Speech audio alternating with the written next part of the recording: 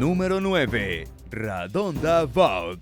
Radhonda Vaughn trabaja como enfermera en un hospital muy respetado en Tennessee. En 2017, cuando mató accidentalmente a un paciente de 75 años al darle el medicamento equivocado, sacó lo que creía era un sedante de un botiquín electrónico sin darse cuenta de que en realidad era un agente paralizante. Cuando se descubrió el error de Vaughn, se le había dado al paciente, que dejó de respirar y quedó sin cerebro.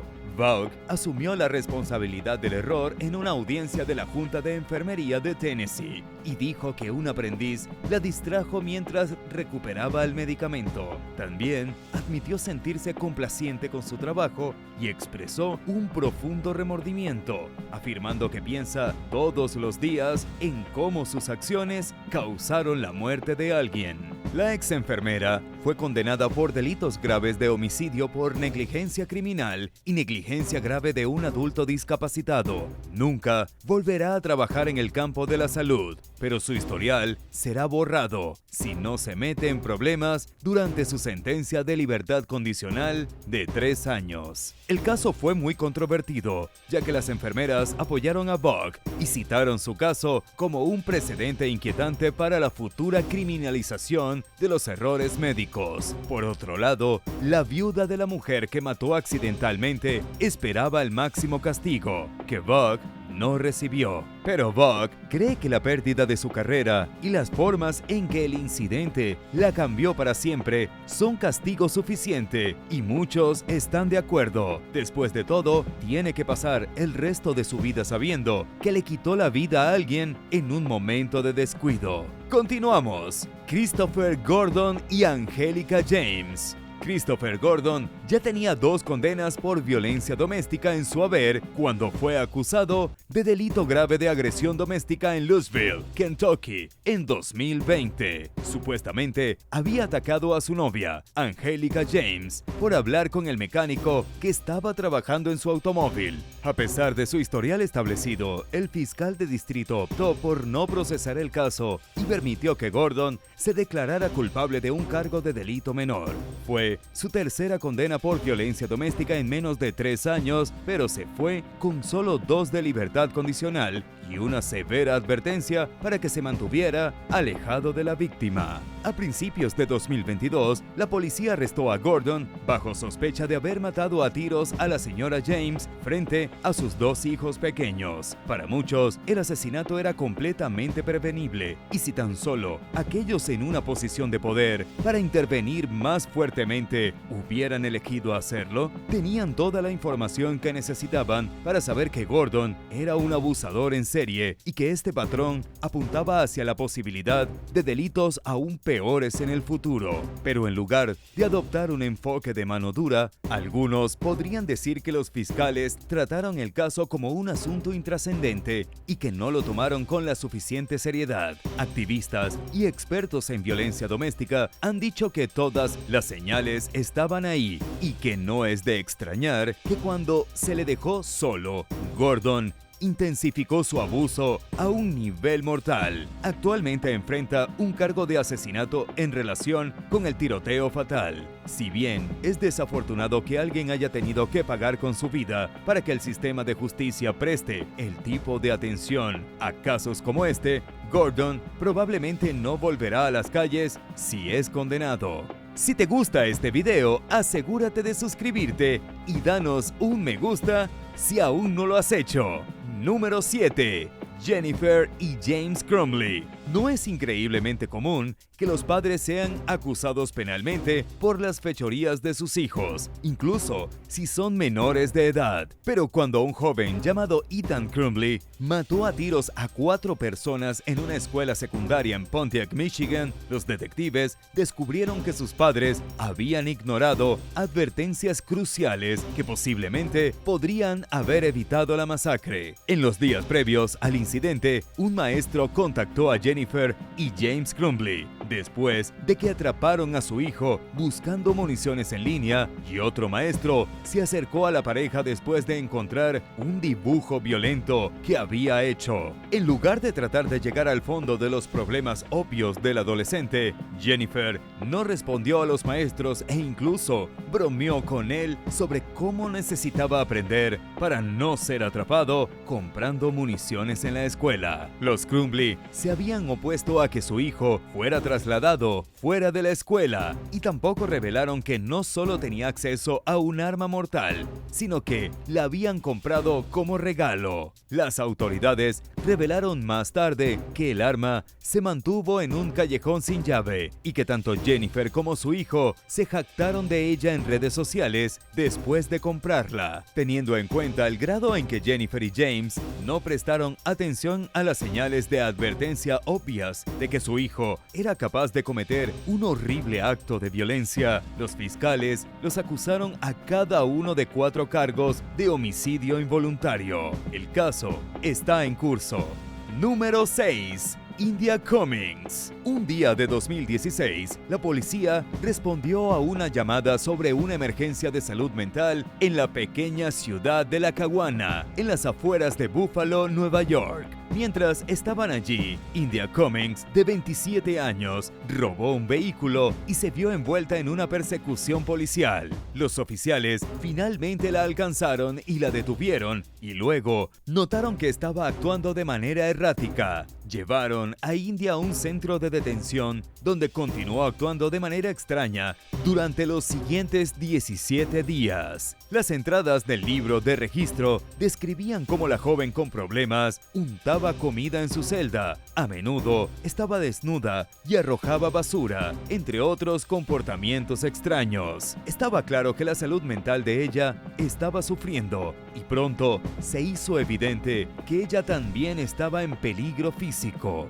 Dejó de comer y beber, parecía cada vez más confundida y alejada de la realidad. Tenía mala higiene y presentaba signos de una lesión en el brazo y posible insuficiencia renal. India fue puesta en vigilancia las 24 horas del día, los 7 días de la semana, mientras languidecía en su celda sin la atención médica adecuada. En un momento le dijo a un oficial que estaba muriendo, pero no se tomaron medidas urgentes. Finalmente se llamó a un experto en salud mental para que evaluara a la mujer y concluyó que necesitaba ser hospitalizada, pero no sucedió. Y al día siguiente, India fue encontrada inconsciente en su celda. La llevaron de urgencia al hospital en estado crítico y murió a causa de una combinación de dolencias que incluyeron un paro cardíaco, deshidratación severa, desnutrición y falla orgánica. India también tenía un brazo roto, lo que sucedió durante su arresto, según una junta de revisión médica estatal. Nunca se presentaron cargos penales contra los miembros del personal por no actuar cuando estaba claro que India necesitaba ayudar, a pesar de la conclusión de la junta de revisión de que el trato que recibió India fue tan manifestantemente incompetente e inadecuado como para conmocionar la conciencia. Este caso prevenible y trágico es solo un ejemplo de la delgada línea que existe entre no darse cuenta de algo mientras sucede y hacerse el de la vista gorda. También hay muchas preguntas sin respuesta en torno a la muerte de India, lo que se sumó a las sospechas de años de que los reclusos en ese centro de detención, en particular, a menudo son ignorados y dejados agonizar a medida que su salud y condición mental se deterioran. ¿Qué piensas que pudo haber pasado? Déjanoslo saber en los comentarios a continuación y no olvides darle un like si no lo has hecho. Número 5. Megan Severson. Megan Cheryl Severson conducía por la Ruta 52 de Estados Unidos un día a finales de 2019, cuando chocó contra la parte trasera de un Saturn a 95 km por hora. Acababa de cambiar de carril y no se dio cuenta de que el tráfico frente a ella se detuvo hasta medio segundo antes de la colisión. El accidente involucró a 4 vehículos y varias personas resultaron heridas. Un hombre de 33 años llamado Anthony Kelly Kawino murió trágicamente cuando fue expulsado del Saturno que golpeó a Meghan.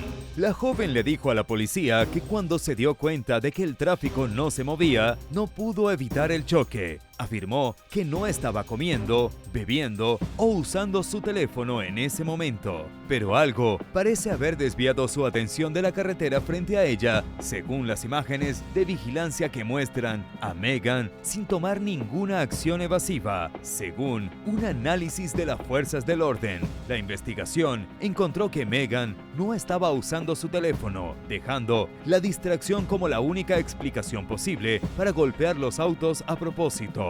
Se declaró culpable de homicidio vehicular a principios del 2022 y ofreció una disculpa entre lágrimas a la familia Kawino en la corte. Los familiares sobrevivientes participaron en la negociación de un acuerdo de culpabilidad que Meghan resolvió con los fiscales que implicará 123 días de cárcel, una sentencia de licencia suspendida de 5 años y además 5 años de libertad condicional. Cumpliendo con una solicitud de los seres queridos de Kawino, el juez ordenó a Meghan que cumpliera sus primeros 90 días en la cárcel y que se presentara en la cárcel todos los años en el aniversario de la muerte del hombre hasta 2026 para cumplir una parte del tiempo restante. También debe hablar sobre la tragedia en una clase de educación vial. Tanto el juez como el fiscal reconocieron que lo que sucedió fue un terrible accidente, pero que ambos tienen la intención de que el caso sirva como una advertencia que aconseje a otros sobre las consecuencias de conducir distraído. Número 4. Brote de tuberculosis a distancia. Jennifer McNabb era la única enfermera de salud pública que trabajaba en la remota aldea de Pakningtuk, en Navanut, Canadá, en el año 2022, cuando se encontró lidiando con un brote de tuberculosis. La enfermedad infecciosa se estaba propagando demasiado rápido para que pudiera rastrear y tratar a todos por su cuenta, por lo que comenzó a comunicarse con sus superiores y les informó que necesitaban urgentemente enviar más trabajadores de la salud a la comunidad. Ubicado justo debajo del Círculo Polar Ártico, Pakningtuk es un asentamiento aislado al que solo se puede llegar en avión. Para brindarles a los residentes el tratamiento que necesitaban, McNabb confiaba en que el gobierno siguiera adelante, pero sus súplicas de ayuda fueron ignoradas, ya que los funcionarios de salud dudaron en reconocer el problema, según The Globe and Mail. No fue sino hasta 2 meses después de que la enfermedad comenzó a extenderse que declararon un brote y asignaron recursos para contenerlo.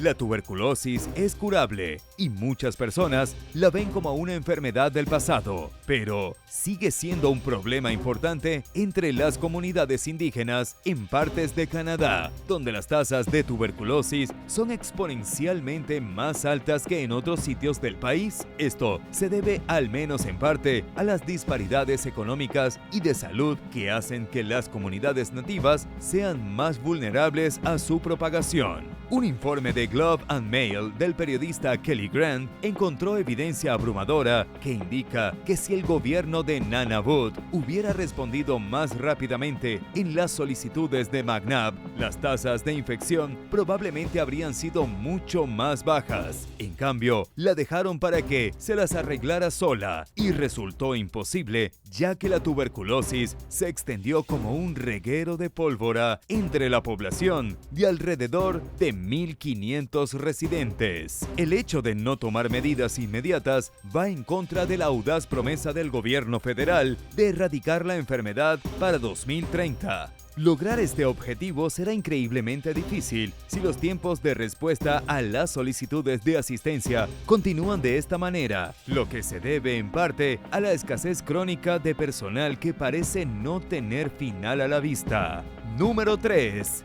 Joshua McLemore. La policía de Seymour, Indiana, respondió a una llamada de alguien preocupado por el bienestar de un hombre llamado Joshua McLemore y lo encontró desnudo e incoherente. Eventualmente, lo convencieron de ir voluntariamente al hospital para una evaluación psiquiátrica, pero supuestamente tiró del cabello a una enfermera y lo enviaron a la cárcel del condado de Jackson antes de recibir el tratamiento adecuado. McLemore tenía antecedentes de abuso de metanfetamina y había estado en las salas de emergencias en numerosas ocasiones por las consecuencias de su adicción. El médico, al que vio antes de ir a la cárcel, lo había tratado en varias ocasiones anteriores y sabía cómo actuaba cuando estaba drogado. Él le dijo a la policía estatal de Indiana que el comportamiento cada vez más errático de McLemore, su estado desenfocado y su habla incoherente eran inconsistentes con sus síntomas típicos. Mordió un trozo de pintura del coche patrulla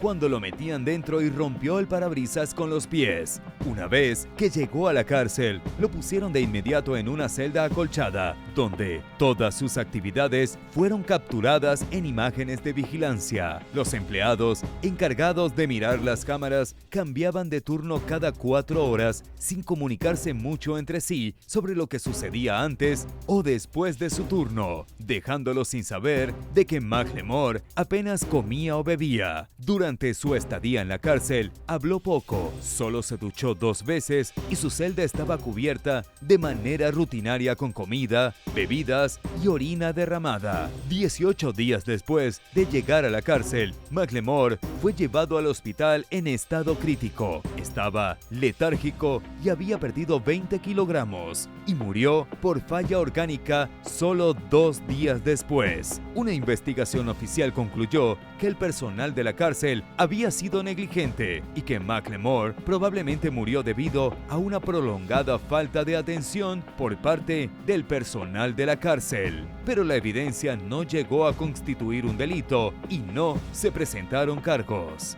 Número 2. Mensajes de texto y caminar. El día normal de una mujer de New Jersey de 67 años dio un giro inesperado y desastroso un día de 2017, cuando se distrajo con su teléfono durante una caminata en Plainfield y no vio por dónde iba. La persona mayor pasaba por un negocio y miraba su pantalla cuando tropezó y cayó en una puerta de acceso a la acera abierta. Cayó 1.82 metros y resultó gravemente herida cuando una multitud de curiosos se reunió alrededor. Los bomberos rescataron a la mujer del agujero y la llevaron de urgencia a la sala de emergencias. Las imágenes de vigilancia del incidente sugieren que ella estaba caminando y enviando mensajes de texto justo antes del accidente y que su distracción la puso en peligro. Los trabajadores tenían la puerta de acceso abierta porque ese día estaban reparando tuberías de gas en el área y la mujer podría haberlo notado si hubiera estado prestando más atención a su entorno. Con la forma en la que la tecnología se ha apoderado de nuestras vidas, es normal ver a las personas mirando sus pantallas aparentemente ajenas al mundo que las rodea. Pero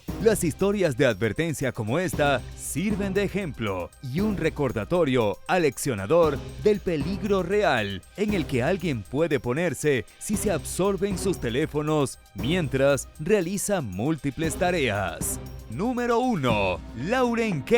Scott. Después de tener intimidad durante las primeras horas de la mañana, un día de 2017, con su entonces novio, Robert Anderson Jr., la actriz de cine para adultos de 23 años, Lauren K. Scott, aparentemente comenzó a prestar demasiada atención a su teléfono para el gusto del hombre. Él se molestó y le pidió que se fuera de su casa en Pinellas Park, Florida. En lugar de cumplir, Scott supuestamente se enojó y golpeó a Anderson en la cara, dejándolo con un corte y un labio hinchado. La policía arrestó a la joven bajo sospecha de un delito menor de agresión doméstica y la registró en la cárcel del condado. Al final, resultó que Scott en realidad estaba casada en ese momento, resolvió sus problemas legales en Florida y luego regresó a Los Ángeles, donde vivía con su esposo antes de que la arrestaran. Lamentablemente, la vida de la problemática actriz siguió por el camino equivocado y falleció el año pasado por una sobredosis de drogas después de luchar contra la adicción durante años. Según los informes, Scott había estado en rehabilitación varias veces y estaba haciendo todo lo posible para estar sobria cuando perdió la batalla contra sus demonios. ¿Preferirías tropezarte y romperte el tobillo mientras caminas y envías mensajes de texto o perder tu licencia de conducir por 6 meses? Déjame saberlo abajo en los comentarios. Gracias por ver el video, asegúrate de suscribirte y ver todos los otros excelentes videos de este canal. ¡Hasta pronto! ¡Adiós!